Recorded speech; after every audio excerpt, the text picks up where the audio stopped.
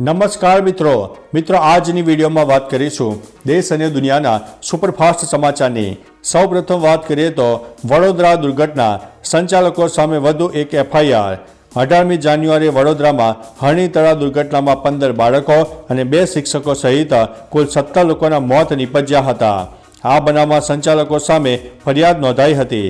ત્યારે આ બનાવમાં પોલીસે તપાસના ચક્રો ગતિમાન કર્યા બાદ પોલીસે વધુ એક એફઆઈઆર નોંધી છે। બનાવ સ્થળના સીસીટીવી કેમેરા બંધ હાલતમાં જણાઈ આવતા પોલીસે તમામ સામે વધુ એક ગુનો દાખલ કર્યો છે। અન્ય મહત્વના સમાચારની વાત કરીએ તો જો તમે વડોદરા જઈ રહ્યા હોય તો જાણી લેવું જરૂરી છે।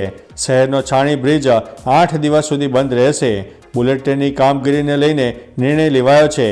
5 થી 12 ફેબ્રુઆરી દરમિયાન તે બંધ રહેશે। અમદાવાદથી મુંબઈ બુલેટ ટ્રેન માટે ગટર નાખવાની કામગીરીનો પ્રારંભ થવા માટે જઈ રહ્યો છે। છાણી તરફ જતા વાહનોને ડાયવર્ઝન અપાયું છે। દુમાળી ચોકડીથી વડોદરા શહેરમાં જઈ શકાશે। અમદાવાદ શહેરમાં બુલેટ ટ્રેનનું કામ હાલ ચાલી રહ્યું છે। અન્ય મહત્વના સમાચારની વાત કરીએ તો જાન્યુઆરી મહિનાનો સ્વાગત ઓનલાઈન જન ફરિયાદ નિવારણ કાર્યક્રમ આજે 25 જાન્યુઆરીના રોજ યોજાશે।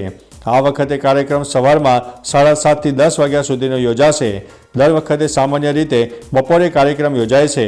મુખ્યમંત્રી ભૂપેન્દ્રભાઈ પટેલ જનસંપર્ક એકમ ખાતે ઉપસ્થિત રહીને નાગરિકોની રજૂઆતો ઓનલાઈન સાંભળશે। દર મહિનાના ચોથા ગુરુવારે આ કાર્યક્રમ સામાન્ય રીતે નક્કી હોય છે।